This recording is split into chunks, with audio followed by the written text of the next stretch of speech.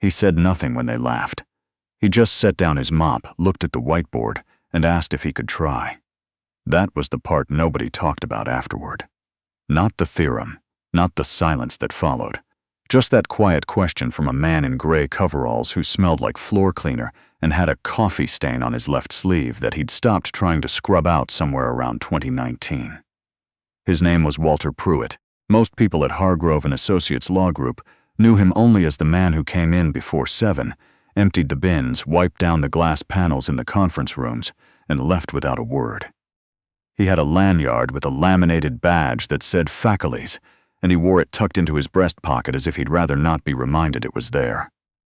He drove a 2003 Ford pickup with a cracked passenger mirror he'd patched with electrical tape. He ate lunch alone in the stairwell between the 4th and 5th floors, a thermos of black coffee and a sandwich his daughter had packed that morning, wrapped in wax paper the way his wife used to do it, years before she got sick. Nobody asked about any of that. Nobody asked about Walter at all. He was 58 years old and had worked at the building for 11 years. In that time, he had learned the name of every plant on the 7th floor, the preferred coffee order of the overnight security guard, and the exact pressure to apply to the east hallway windows so they didn't streak. He knew things about the building that its own architects had forgotten. He knew things about a lot of things that nobody had thought to ask him about. That changed on a Thursday afternoon in March. The case was called Alderton v. Continental Meridian Financial Group, and it had been running for 14 months. The lead attorney on the plaintiff's side was a woman named Claudia Sherwood, a partner at the firm who had made her name on a string of high-stakes commercial litigation victories that other lawyers still discussed the way people discussed sporting events, with a mixture of admiration and disbelief. She was 43 years old, sharp in the way that expensive things are sharp, and she wore it without apology. She had graduated first in her class from Penn Law, clerked for a federal appellate judge, and built a reputation that meant clients called her instead of the firm. She knew it. The firm knew it. The associates who brought her coffee knew it and chose their words with the care of people walking on ice. That Thursday, she had convened what she called a working session, what her associates privately called a bloodletting, in the largest conference room on the 7th floor. 6 people around the table, whiteboards covered in case timelines and regulatory citations, 3 laptops open, 2 associates who hadn't slept properly since Monday. The issue was a damages calculation. Continental Meridian's defense team had submitted a financial model they were calling definitive, a regression analysis built on 14 variables, designed to show that their client's exposure was a fraction of what the plaintiffs claimed. It was the kind of document that looked, at first glance, like certainty. Dense, technical, formatted with the confidence of a team that expected it to go unchallenged. Claudia Sherwood did not intend to leave it unchallenged. But she was stuck. The model was wrong. She felt it in the way you feel a floorboard that's slightly soft. Nothing visible, nothing you could point to, but something that gave beneath the weight when you stepped on it. She'd been staring at the regression output for 2 days, circling the same section of the supporting appendix, certain the architecture of the thing was flawed somewhere she couldn't quite locate. Her associates had looked. The financial expert she'd retained had looked. Nobody had found it. "Walk me through it again," she said to the room, and the associate named Harrison began again from the beginning, reading from the screen in a voice carefully calibrated to sound confident. Walter Pruitt came in at 4:17 p.m. He came in the way he always came in, quietly with his cart, angling through the door without letting it bang, moving along the far wall where the bins were. He had learned long ago how to make himself invisible in a room full of people who weren't thinking about him. It was a skill, though he'd never called it that. It was just how things were. He began emptying the bin near the credenza. The associate named Harrison was still reading. On the whiteboard nearest to the door, someone had written out the core variables of the regression in marker, column labels, coefficients, a partial correlation matrix. It was the kind of notation that most people would have scanned past without recognition, the visual equivalent of background noise. Walter looked at it the way he looked at everything, directly, without particular expression. He had almost finished with the bin when he stopped. He stood there for a moment. Then he looked again at the whiteboard. His head tilted slightly to the left the way it did, though no one in the room would have known this. when something struck him as off. "Excuse me," he said. Claudia Sherwood looked up. So did everyone else. The man by the credenza in the gray coveralls, with the laminated badge tucked to his pocket. The man who emptied the bins. He was looking at the whiteboard. "I'm sorry to interrupt," Walter said. He said it the way he said most things, without volume, without urgency. But that coefficient on variable 9, the one for the time lag adjustment. Silence. Claudia looked at him. She looked at Harrison. She looked back at the man who emptied the bins. "What about it?" she said. Her voice had the quality of someone choosing in real time how much patience to extend. "It's got the sign wrong," Walter said.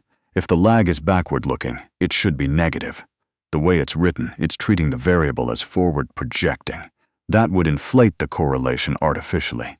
He paused. "By a lot, I think, depending on the base period." Nobody moved.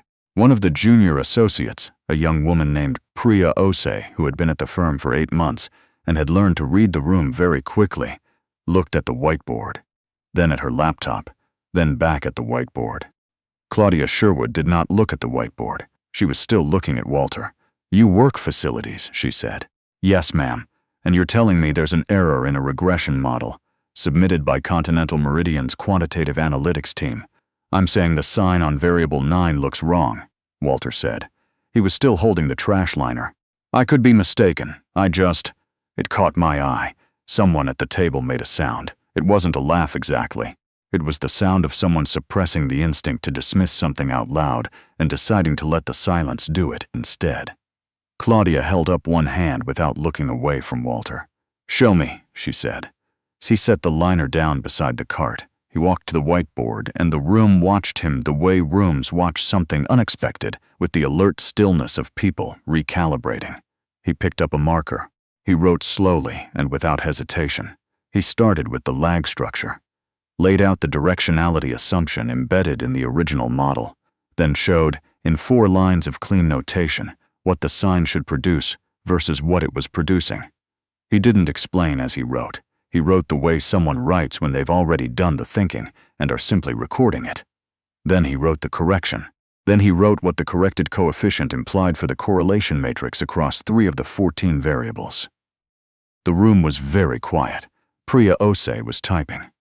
She was cross-referencing against the model's own appendix, running the numbers on her laptop with her lower lip caught between her teeth. The associate named Harrison hadn't moved in 2 minutes. Claudia Sherwood stood up from her chair and walked to the whiteboard. She stood beside Walter Pruitt, who was still holding the marker, looking at what he'd written with no particular expression. And she read what was there. Then she read it again.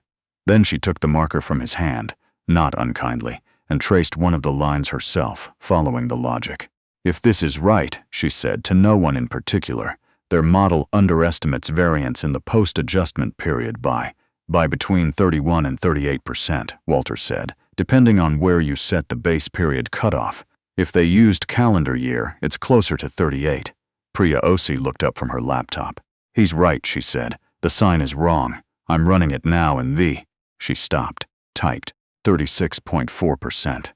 They used a partial calendar year for the base. Silence came back into the room, and this time it had a different quality. It was the silence of people rearranging something in their minds. Claudia Sherwood turned and looked at the man standing beside her with a coffee stain on his left sleeve.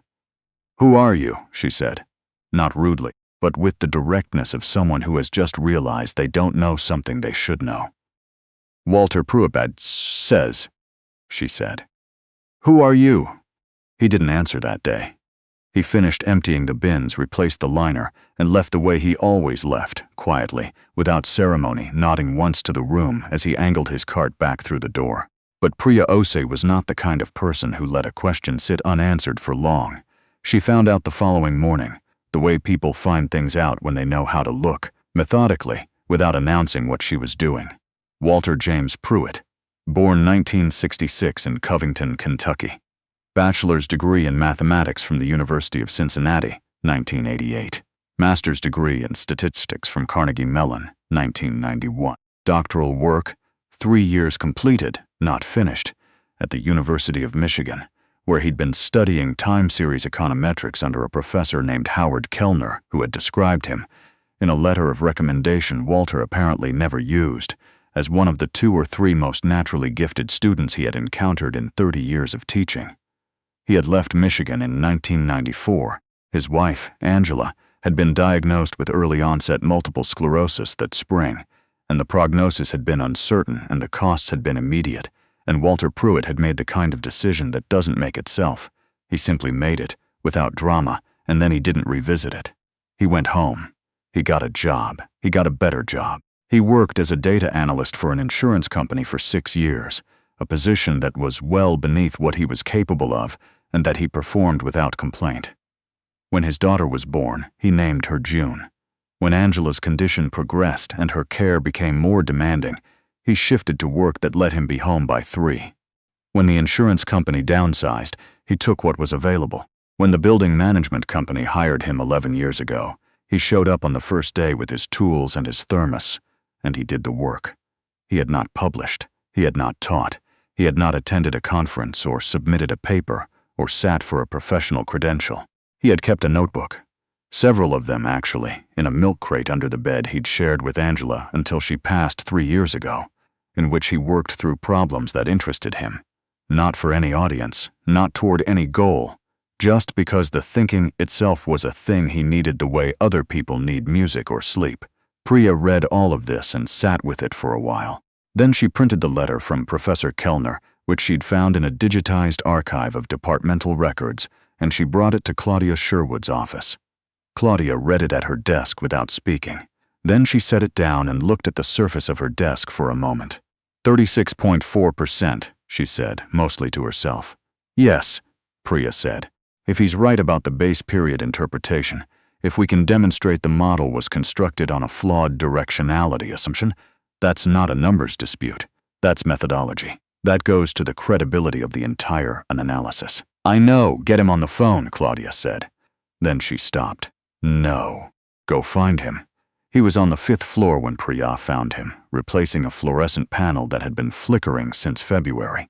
He was balanced on a stepladder with a level and a screwdriver, working with the focused patience of a man who had learned that most things, given enough attention, could be fixed. Mr. Pruitt, Priya said.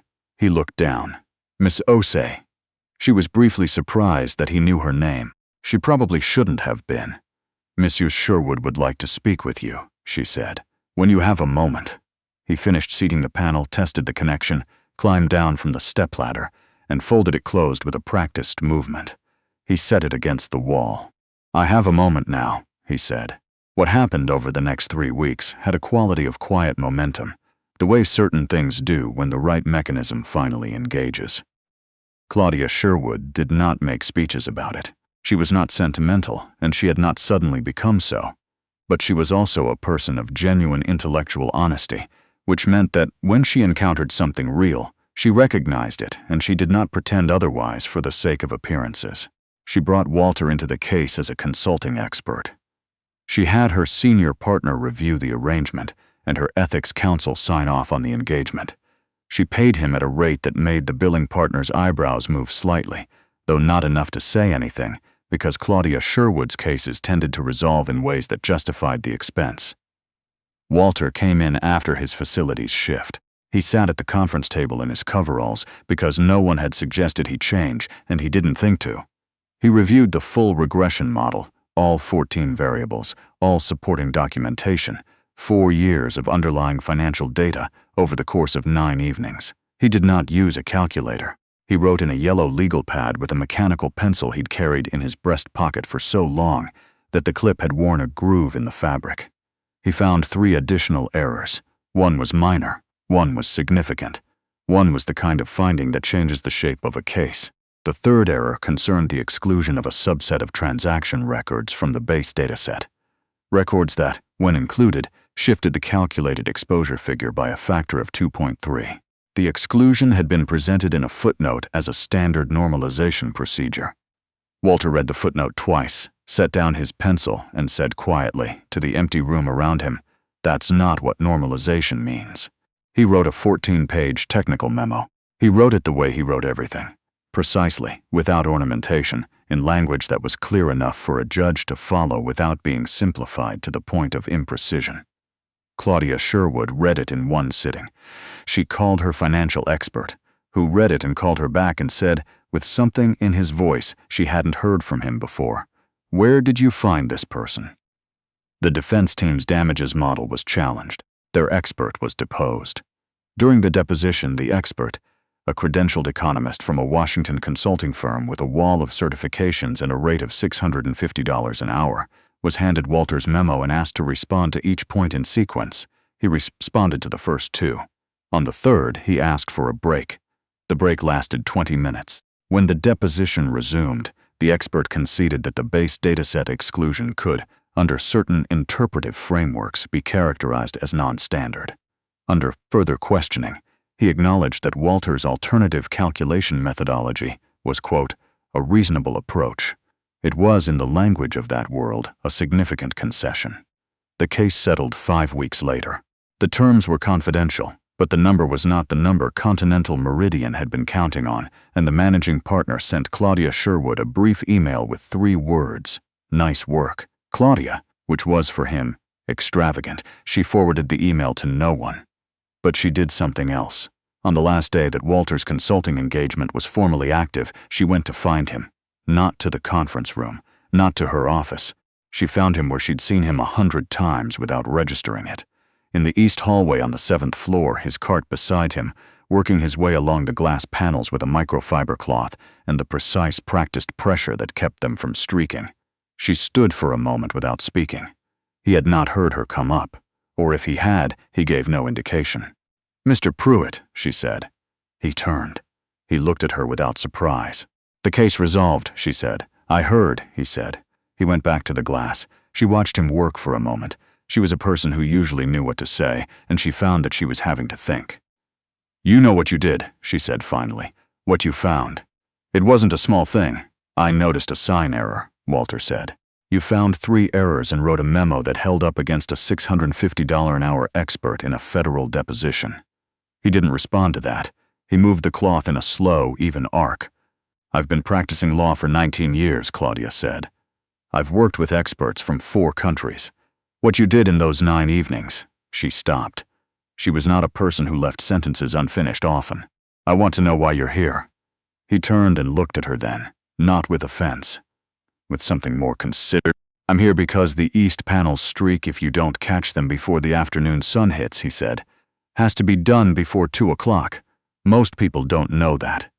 She looked at him for a long moment. "That's not what I meant," she said. "I know what you meant," Walter said. He set the cloth down on the edge of the cart. "I'm here because this is where I am. I made choices a long time ago, and they were the right choices, and they led me here, and I don't have a complicated feeling about it." He looked at the window. The afternoon light was coming in low and even. "My daughter's in her 2nd year at Ohio State. She's studying civil engineering. She's going to be better at it than I would have been at anything I studied, and she's going to know it's hers because she got there herself." He picked the cloth back up. "That's not nothing." Claudia Sherwood stood there another moment. Then she nodded, once slowly, the way she nodded when something was actually true, and she recognized it as such. "No," she said. "It's not nothing." She left him to the windows. Priya Ose put the letter from Professor Kellner in a folder on her desktop and looked at it sometimes when she was working late. She had started working late more often since March, partly because the caseload had increased, and partly because she found, since that Thursday afternoon in the conference room, that she was less certain than she had been about which rooms in a building contained the people most worth listening to. She ran into Walter in the elevator one morning in early May. He was going up. She was going up. He held the door for her with the automatic courtesy of someone who didn't calculate whether the gesture was worth his time. "Good morning, Miss Ose," he said. "Good morning, Mr. Pruitt." She shifted her bag. "How's your daughter?" He looked at her with something that was not quite surprise. Close to it, but not quite. "She's well," he said. "Thank you for asking." The elevator rose, the numbers changed. Priya looked at the doors. "She's lucky," she said, "to have someone like you in her corner." Walter said nothing for a moment. The elevator slowed. "I'm the lucky one," he said. "I always have been." The doors opened on 7. He stepped out first, holding it again, and nodded as she passed. He had his cart waiting by the utility closet at the end of the hall. He retrieved it, straightened the cart's supplies out of habit, and started toward the east panels. The sun would hit them in 2 hours. There was still time to do it right. He moved through the morning the way he always moved through it, without hurry, without performance, attending to each thing in its turn. The plants on the sill by the north window needed water. The hinge on the supply closet was starting to bind. He'd bring oil tomorrow. The light in the stairwell between 4 and 5 was still 1 degree too warm. He'd flagged it twice, and eventually someone would change the bulb. He knew this building the way you know a place you have paid genuine attention to for a very long time. He knew which rooms were cold in winter, and which ones caught the afternoon light, and which conference tables wobbled on the left rear leg if you set a heavy laptop bag on the corner. He knew other things too. Things he kept in the notebooks in the milk crate in the room that had been his and Angela's, where her reading glasses were still on the nightstand, because he hadn't decided yet what to do about them. He worked through those things in the evenings, when the house was quiet and June was studying in Columbus, and the world outside was whatever it was. He worked through them because the thinking was the thing itself, not the credential, not the recognition, not the conference room where a room full of lawyers had gone quiet around him. That had been something, he wouldn't say it wasn't. But this, the east panels in the morning light, the particular weight of the cloth in his hand, the day laid out before him in its ordinary and sufficient detail, this was also something. This was the life he had chosen, and he had chosen it for real, with his eyes open, for reasons that had not diminished. He started on the first panel, and the morning held its shape around him, and the light came in clean and even off the glass.